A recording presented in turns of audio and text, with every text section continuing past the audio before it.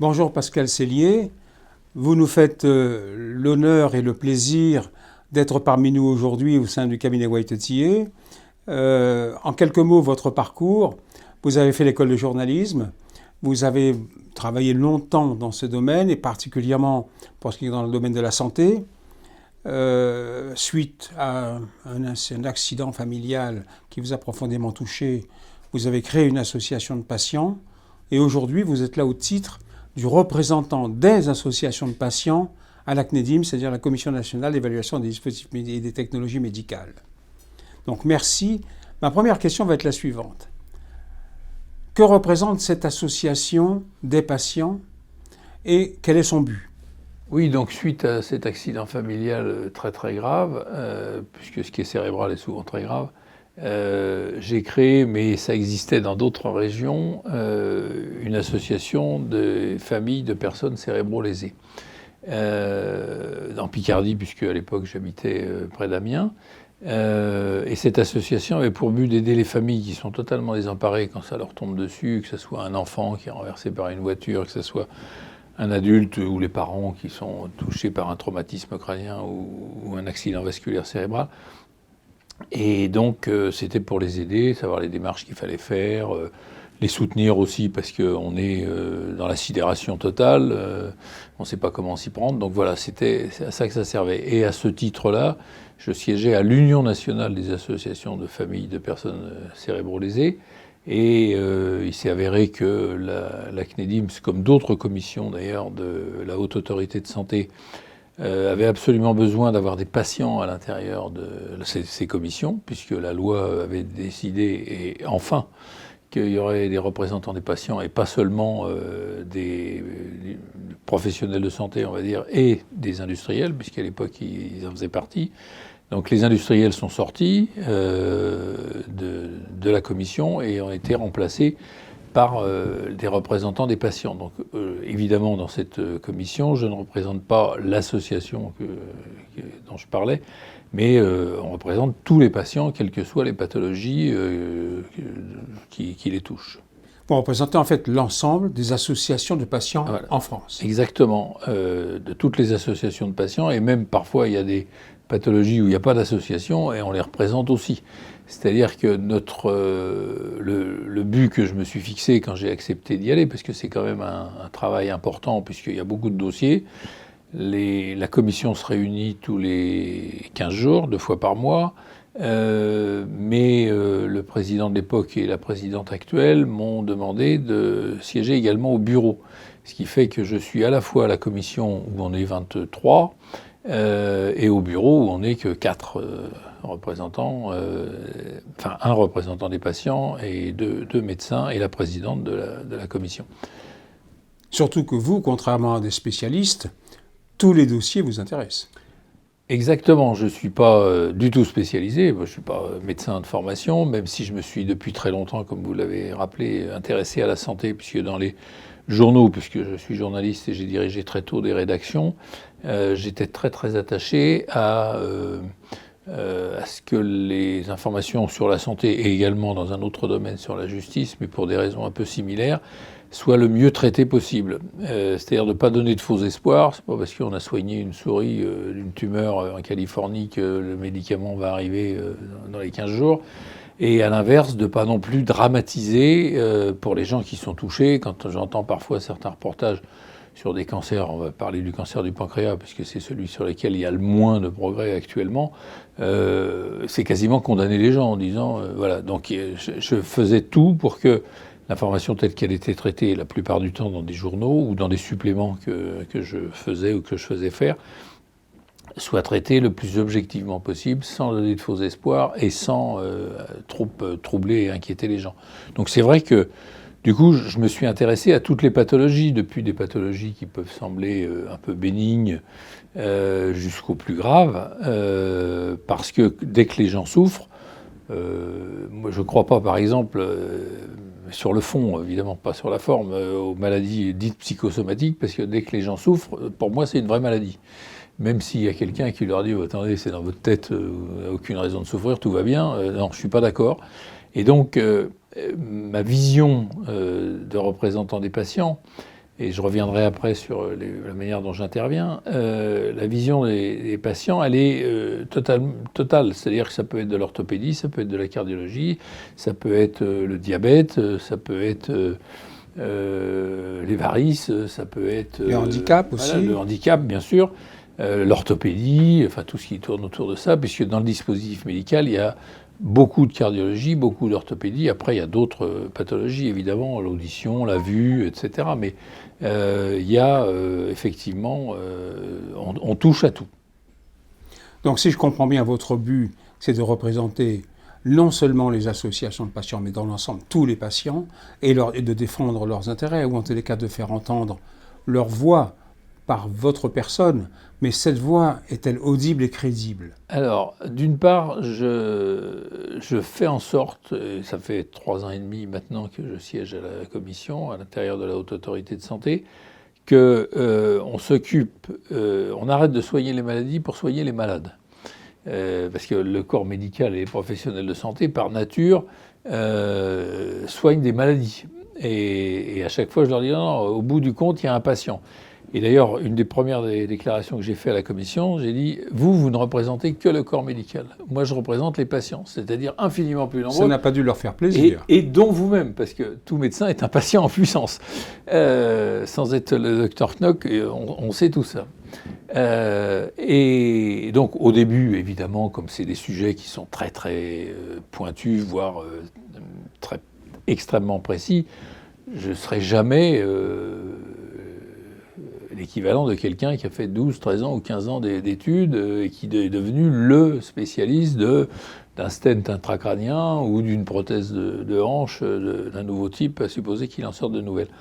En revanche, j'ai le sentiment, et maintenant, pendant les 3 premières années, il y avait un représentant des patients à l'intérieur de 22-23, et maintenant il y a 2 représentants des patients et un suppléant si l'un de nous deux n'est pas là. Et très sincèrement, nous avons, en tant que représentants des patients, une influence qui est bien plus que numérique. C'est-à-dire qu'on est 1 sur 23 ou 1 sur 24. Il y a un quorum qui de 15 ou 16, enfin en fonction du nombre de gens qui sont là. Donc on pourrait être 1 sur 16 ou 1 sur 17. En réalité, on a une influence qui est bien supérieure. Parce que, justement, petit à petit, et les professionnels de santé qui ne sont pas forcément représentatifs de leur profession, c'est-à-dire que c'est des gens qui sont très investis et qui veulent faire avancer les choses. Et ils le font sur leur temps, et par rapport à ce que peut gagner un professionnel de santé, le temps qu'ils y consacrent à étudier dans les 10 jours qui précèdent les commissions et à discuter pendant toute une journée en commission, c'est pas du bénévolat, mais ça y ressemble beaucoup, beaucoup. Donc ils ont une approche qui est assez patient, et donc assez rapidement, je me suis rendu compte que eux-mêmes posaient des questions qui concernaient les patients. C'est-à-dire que petit à petit, le message est passé. Les professionnels de santé eux-mêmes sont de plus en plus sensibles dans les différentes commissions, et la Haute Autorité, et la présidente de la Haute Autorité Santé, Madame Dominique Le Gulunec, professeure de médecine, l'est tout autant. Il y a vraiment une problématique patient qui est prise en compte. Alors après, pour que ça diffuse dans la société, que dans les hôpitaux, les cliniques et la médecine de ville, ça soit ce que nous souhaiterions, c'est-à-dire la prise en compte d'abord des malades avant de prendre en compte les maladies, il faudra encore un peu de temps, un peu de chemin. Mais on y va, on voit bien que ça avance. Il y a même, je me souviens d'un radiologue interventionnel qui, en pleine commission, a dit je vais dire comment ça se passe pour les patients, parce que sinon je vais me faire engueuler par Pascal, qui va me dire que, encore une fois, je parle de la maladie et pas des malades. Donc vous voyez que ça gagne un peu. Et pensez-vous que vous pouvez contribuer à réduire la fracture qu'on constate aujourd'hui entre la parole des experts et le public? Alors, le terme est bien choisi, de réduire la fracture. On peut avancer. On ne peut pas avancer tout seul. Il faudra que d'autres, qu'il y ait d'autres... peut-être d'autres structures aussi. D'autres structures, qu'il n'y ait pas seulement la Haute Autorité de Santé, qu'au ministère, à la direction de la Sécurité sociale, Je vais vous donner un exemple.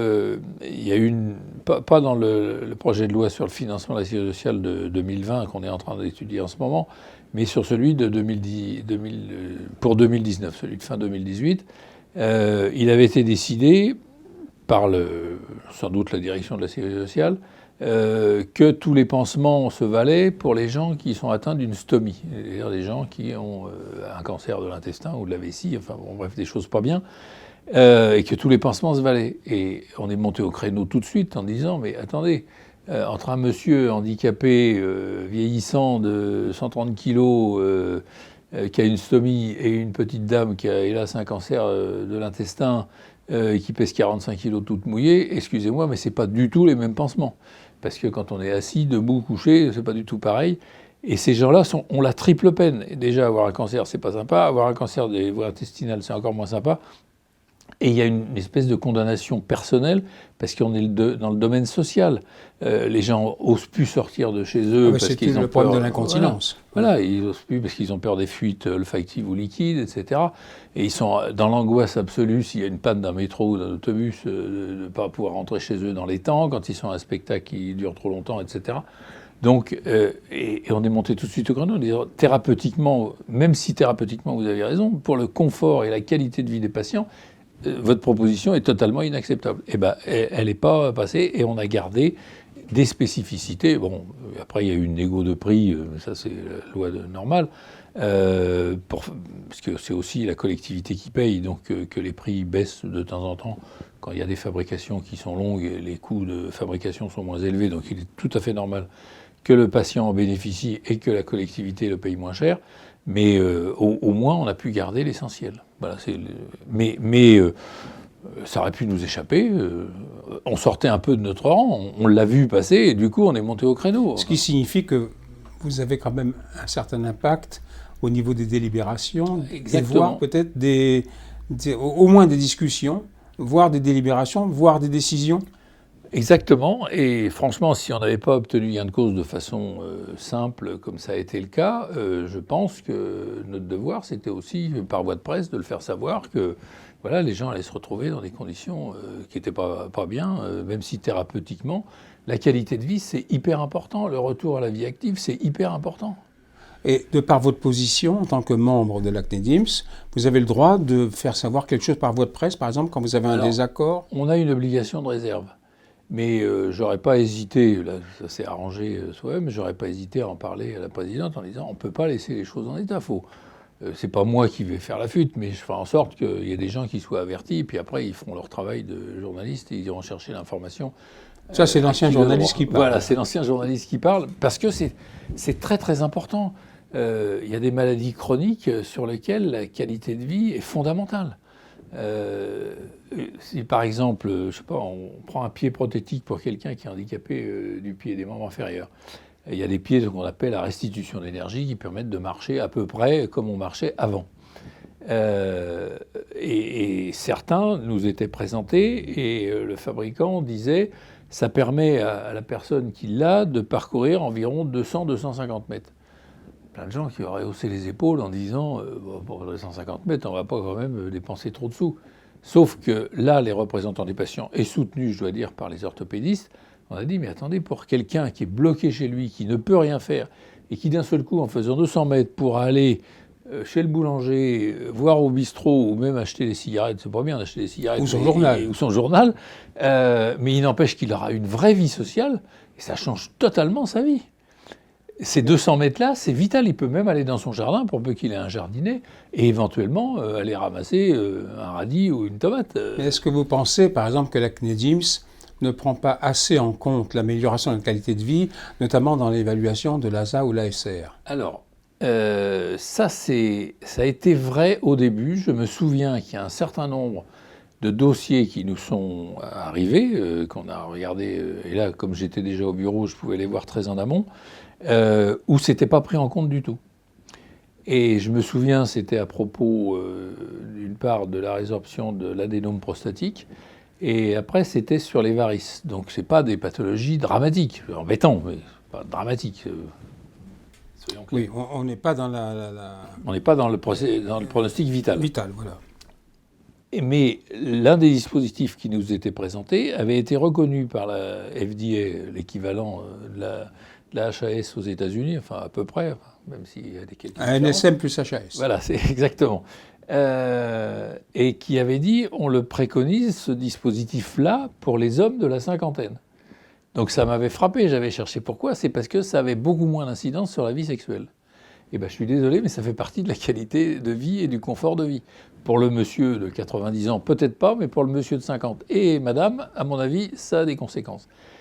Et j'ai posé aussi une question. Donc ça n'avait pas été pris en compte du tout dans le dossier. Et donc le dossier a été repoussé pour que cette partie patient soit développée, qu'on ait les éléments qui avaient été relevés par la FDA, etc. Et que du coup, le dossier il est passé et puis le système a obtenu le remboursement sans aucune difficulté. Et pour les varices, c'était pareil. Enfin, si j'ose dire, on a tendance à penser que c'est esthétique. Peut-être parce que 80% des patients sont des patientes. Parce que très souvent, les varices sont dues à des grossesses compliquées, etc. Et donc, je pose la question à celui qui avait fait le dossier, en lui disant, mais je sais que quand on attaque la veine saphène, ça peut être extrêmement douloureux. Est-ce que votre système, il est plus ou moins douloureux ? Et il me répond, je ne sais pas. Et ben, je dis, essayez de savoir, parce que sinon, moi, je vote contre. Forcément, je voterai contre. Et j'espère bien entraîner les gens, parce que ça fait partie du système. Puis je lui dis, tant que vous y êtes, essayez de voir s'il y a un retour plus ou moins rapide à la vie active. Il est revenu 8 jours après, en disant, c'est beaucoup moins douloureux. Voilà, on a une étude, enfin différentes études qui le prouvent, et le retour à la vie active, il est 2 fois plus rapide. Je dis, vous voyez, thérapeutiquement, c'est pareil. Le résultat va être très sensiblement identique. Mais franchement, pour la qualité de vie de la personne concernée, c'est pas du tout la même chose. Donc voilà, c'est le genre de questions que je suis amené à poser. Mais c'est très important. Je vois que finalement, vous avez quand même un impact. Et est-ce que vous intégrez la notion de niveau de preuve des données cliniques qu'on vous soumet ? C'est fondamental. Là, j'ai le même niveau d'exigence que les médecins et professeurs de médecine et professionnels de santé, puisque il y a une infirmière, il y a un kiné, enfin voilà, il n'y a pas que les médecins, mais il y a beaucoup de professionnels de santé. Les seuls qui ne soient pas des professionnels de santé sont les représentants des patients. Et là, j'ai le même niveau d'exigence. C'est-à-dire que si l'étude n'est pas très bien menée, si elle est monocentrique, par exemple, elle n'est pas faite sur plusieurs établissements de santé, si elle n'est pas ce qu'on appelle randomisée, c'est-à-dire avec des patients pris au hasard quand c'est possible. Suffisamment nombreux, quand c'est possible. Parfois, ça n'est pas possible, mais il faut qu'on nous explique pourquoi c'est pas possible. Je soutiens totalement la présidente. Elle le sait quand, par exemple, elle demande une étude post-inscription. C'est-à-dire qu'on dit, OK, on accepte le remboursement, mais quand vous reviendrez pour le renouvellement, dans 3 ans, il faudra nous apporter des preuves supplémentaires qu'on n'a pas. On estime que c'est l'intérêt des patients, donc on fait en sorte que ça soit pris en charge par la collectivité, parce que c'est ça notre rôle. Nous, on n'est pas une AMM, une autorisation de mise sur le marché. On est là pour dire c'est remboursé ou c'est pas remboursé, sachant que quand c'est pas remboursé, ils sortent du marché, parce que dans ce pays, si vous n'êtes pas remboursé, il y a 1% de la population qui peut s'offrir un certain nombre de traitements. En fait, vous défendez aussi la collectivité. Tout à fait. Le rôle de la CNEDIMS, c'est de défendre aussi la collectivité, c'est-à-dire d'accepter de financer des choses qui ont fait leurs preuves. Donc les études, il faut qu'elles soient bien faites, suffisamment longues. Il ne faut pas nous donner l'avis de 3 patients dans les 3 derniers mois. Quand on pose une prothèse à l'intérieur du corps, que ce soit un stent qui est grand comme ça, ou une prothèse de hanche qui est longue comme ça, c'est à l'intérieur du corps du patient. Donc il faut s'assurer qu'elle tient bien, qu'elle lui rend vraiment service, qu'il n'y a pas une douleur persistante pendant des années et des années, qu'il n'y ait pas une migration de produits. Il y a eu quelques prothèses il y a 20 ans ou 25 ans avec du cobalt qui s'est mis à migrer. Il y avait des particules de cobalt qui partaient puis qui se baladaient dans l'organisme. Franchement, c'est pas bien du tout. Neurologiquement, franchement, le cobalt, c'était pas une bonne idée. Et donc ça a été retiré, ça c'était bien avant que je rentre à la Haute Autorité de Santé. Mais voilà, c'est le genre de choses sur lesquelles on est hyper exigeant. Alors il y a aussi la NSM qui fait son boulot de matériaux-vigilance, comme elle fait pour la pharmacovigilance pour les médicaments. Mais plus on le prend en amont, et mieux c'est quand même. Et vous avez récemment écrit un article qui a été remarqué concernant un avis du Conseil d'État qui a invalidé une décision des autorités de tutelle qui n'avaient pas suivi l'avis de la CNEDIMS. Alors là, je voudrais un petit peu, là je vous provoque un petit peu, Est-ce que vous pensez que c'est normal que les autorités de tutelle contreviennent à l'avis de la CNEDIMS, ou est-ce que ça peut arriver de temps en temps? Alors, sémantiquement, c'est normal parce que c'est la norme. Mais c'est pas acceptable au sens de normal. Voilà. Je dis c'est pas acceptable parce que la CNEDIMS, et comme les autres commissions, d'ailleurs, la commission de la transparence sur les médicaments, elle rend un avis sur l'intérêt thérapeutique. Et l'intérêt pour la collectivité de le prendre en charge. Et l'intérêt pour la collectivité de le prendre en charge. Si ça apporte un plus aux patients, si ça permet de réduire le temps d'une maladie, l'impact sur le système de soins. sur le système de soins, etc., à la fois financier. On ne connaît jamais le prix des médicaments, enfin des dispositifs médicaux qui nous sont présentés. Jamais. On ne doit pas en tenir compte. Si par hasard, parfois on le sait, puis on n'est pas... passe pas 24/24 à la CNEDIMS, donc on rencontre d'autres médecins, des chirurgiens, etc., qui nous disent c'est tel type de matériel, ça coûte tant, etc. Donc on le sait, mais on n'en tient pas compte. Seul intérêt, c'est l'intérêt thérapeutique. Mais quand on décide de mettre une amélioration du service attendu, ce qu'on appelle l'ASA, ou l'amélioration du service rendu quand c'est en renouvellement, au bout de 3 ans, on le fait pour des qualités thérapeutiques. Ça soigne bien, ça soigne mieux. Ça peut d'ailleurs être retiré si on estime qu'il n'a pas fait ses preuves. Il a été remboursé pendant 3 ans. Puis ou que les espoirs ont été déçus. Ou que les espoirs qui étaient dessus ont été déçus. Ou que ce n'est pas adapté à un certain nombre de patients en fonction de leur pathologie, de leur âge, des facteurs de comorbidité. Des gens qui sont à la fois avec un problème cardiaque, diabétique, en surpoids et handicapés, ça arrive. Évidemment, ils sont beaucoup plus fragiles et ceux-là, il y a des traitements qui ne peuvent pas leur être appliqués d'une façon ou d'une autre. Mais pour revenir à l'amélioration du service attendu, on donne des niveaux, ce qui vont de 1 quand c'est une révolution, on va dire, jusqu'au 5, c'est quand il n'y a quasiment pas d'amélioration, voire pas d'amélioration du tout, mais l'entrée d'un nouvel industriel peut faire baisser les prix ou peut permettre un choix plus grand pour le patient. Mais je reviendrai après parce que le patient n'est pas le seul à décider, loin s'en faut. Et donc, on décide thérapeutiquement de mettre, on va dire, un ASA 4. Sauf qu'après, administrativement, ça a des conséquences sur les prix. Bon, ça, on peut le comprendre. Celui qui a innové il y a 10 ans, évidemment, il a amorti son innovation. Donc, les prix baissent un peu, ça ne me semble pas choquant. C'est comme toute industrie. En revanche, sur la partie administrative, je dirais, de l'ASA ou de l'ASR, c'est très embêtant parce qu'il y a des règles, une norme, on va dire, pour parler du normal de tout à l'heure, qui font que si ça n'a pas un ASA 3, 2 ou 1, il y a par exemple, à l'intérieur des hôpitaux, c'est pas forcément pris en compte, ou ça n'est pris en compte qu'à l'intérieur des hôpitaux et pas dans le domaine public. Ça peut pas être hors GHS, par exemple. Voilà, hors groupe homogène de santé. Et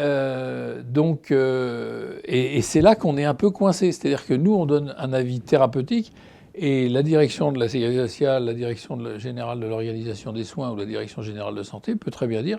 Et évidemment, le comité économique des produits de santé peut bien dire s'ils ont un ASA 4, non, on ne prend pas, ou on baisse les prix de façon que ça intéresse. Ce qui serait au détriment des patients. Et c'est au détriment des patients. Et c'est pour ça que cet arrêté du Conseil d'État, qui était un peu anecdotique, c'était sur une toute petite partie, et c'était même pas ce que je viens de vous dire, parce que c'était un dispositif de classe 5 qu'ils avaient comparé avec un dispositif de classe 3. On ne va pas rentrer dans les détails.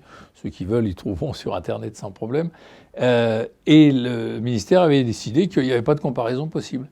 Et le Conseil d'État a dit non, il y a une faute de droit, il y a une comparaison possible. Donc le ministère de la Santé et le ministère des Comptes publics ont eu tort de faire cette interprétation. Et dans le cas présent, le ministère avait invalidé l'avis de la CNEDIMS. Exactement. C'est-à-dire qu'il avait dit non, on n'en tient pas compte parce que la comparaison n'est pas bonne. Pour nous, administrativement. Sauf que nous, thérapeutiquement, on trouvait qu'elle était bonne. Et le Conseil d'État a donné raison. Ça a mis un peu de temps, mais il a donné raison. Bon, je suis très content pour l'industriel, que je ne connais pas particulièrement, mais surtout, ça peut faire jurisprudence. Oui, c'est important parce que ça veut dire aussi que l'administration ne peut pas faire tout ce qu'elle souhaite faire. Heureusement, dans ce pays, c'est vraiment des raisons thérapeutiques. Et il y a un Conseil d'État qui veille au grain, et j'en suis très très content. C'est pour ça que J'écris rarement à ce sujet-là, mais là, j'en ai profité, et grâce à des gens comme vous et à d'autres de vos confrères, j'ai pu faire diffuser cette information à ceux à qui ça aurait échappé, parce que les arrêtés du Conseil d'État, tout le monde ne se jette pas chaque matin sur la lecture du journal officiel. C'est exact. Moi, si. Alors, ma dernière question pour, je dirais, clore cette interview, dont je vous remercie encore, hein, c'est comment voyez-vous l'avenir de la représentation des patients ? Est-ce que, par exemple, on peut imaginer que vous ayez un écho beaucoup plus important dans la société civile, par exemple ? Alors, c'est ce que je souhaite, c'est clair. Si je suis rentré, si je consacre de nombreuses heures par semaine, donc maintenant par jour, parce que si on veut bien étudier les dossiers à fond et les défendre, ou au contraire les refuser comme les autres parce que les études ne sont pas bien faites, il faut travailler beaucoup. Donc si je le fais, c'est pour que ça ait un aboutissement. Non, il y a un problème qui est une incidente, mais qui est très important, c'est que nous autres patients, c'est-à-dire tout le monde, on est opérateur dépendant.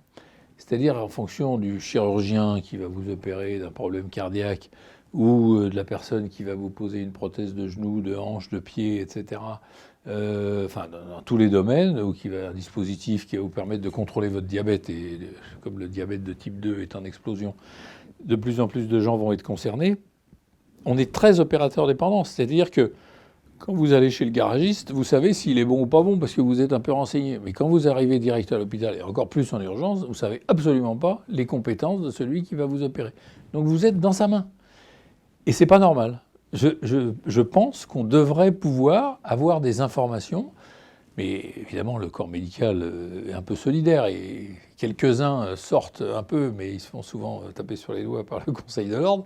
Mais il faudrait qu'on sache que si un médecin qui a 50 ou 60 ans, ses études de médecine, elles ont 20 ans, est-ce qu'il s'est remis au goût du jour? Est-ce qu'il a suivi les nouvelles technologies ? À la fois en médicaments, à la fois en dispositif médical, toutes les études qui sont faites sur la prévention de la douleur, etc. Enfin, on ne sait pas. On ne sait pas et on se retrouve... on peut plus ou moins, mais de moins en moins, choisir son médecin de ville. Mais il y a des déserts médicaux, donc là, on ne choisit plus. On essaye d'en trouver un. On est déjà très content quand on en trouve un. Et après, on n'est pas censé les évaluer, mais on est des consommateurs. C'est une forme de consommation. Et la santé, c'est une consommation ô combien importante dans la vie. Même si on vit de plus en plus vieux et en meilleure santé, mais enfin, il reste encore beaucoup d'accidents, d'accidents de la vie, hein, que ça soit traumatique ou que ça soit par une maladie, une cochonnerie, ou par son mode de vie, parce qu'on sait bien, vous le savez aussi bien que moi, que le mode de vie des gens génère des pathologies, l'inactivité, le surpoids, l'alcool, le tabac, le sucre dont nous abreuvent les industriels, maintenant les produits de traitement des cultures et autres dont on commence à se méfier beaucoup, sans compter les accidents industriels comme il y a eu à Rouen, on sait qu'on est fragile. Et donc, plus la société civile prendra compte de ça et finira par un jour obtenir, je pense que dans une période pas très éloignée, on pourra avoir une fiche d'identification de la qualité du professionnel de santé qui va s'occuper de vous. Et ça me semblerait tout à fait normal. Pour l'ensemble des opérateurs économiques. Voilà, comme dans la vie. J'ai été rédacteur en chef de Que Choisir, donc les problèmes de consommation, je connais bien. La santé, c'est, je dirais, la première des consommations. Et il faut que le médicament soit efficace, que le dispositif médical soit efficace, que la douleur soit la moins grande possible, que le retour à la vie active soit le plus important possible, le plus rapide possible, et que la qualité de vie, dans tous les domaines, soit préservée et même améliorée. Mais il faut, je pense, aussi souhaiter que le public, et plus particulièrement les patients, soient mieux informés et qu'il n'y ait plutôt de l'information que de la méfiance systématique. Tout à fait. D'autant plus que maintenant... Je crois que vous avez un rôle à jouer. Avec Internet, on peut aller voir partout et on va commencer à donner des leçons à son médecin généraliste. Il ne faut pas non plus tomber dans l'excès inverse, bien sûr. Et parce qu'on ne donne pas ces leçons à un garagiste. Voilà. Et ni au gars qui vient réparer votre frigo ou votre lave-vaisselle. Et donc, voilà, il faut que la société prenne conscience que Bon, c'est des gens qui ont fait beaucoup d'études, qui sont très savants, etc. Mais ils peuvent, comme tout le monde, avoir des faiblesses, se tromper, faire des erreurs, pas se former. Et nous, dans nos vies... Être fatigué aussi, voilà, tout être simplement. fatigué, avoir des soucis personnels, etc. Donc, voilà, faut qu'on puisse savoir dans les mains de qui on va passer. Et pas seulement les chirurgiens, bien sûr, on pense spontanément aux chirurgiens parce qu'ils vous ouvrent le ventre ou autre chose. Mais de tous les professionnels de santé. Pascal Sellier, il me reste à vous remercier pour cette interview, je crois qu'elle est très instructive, et aussi à espérer que tout ce que vous souhaitez se réalise pour le mieux des patients.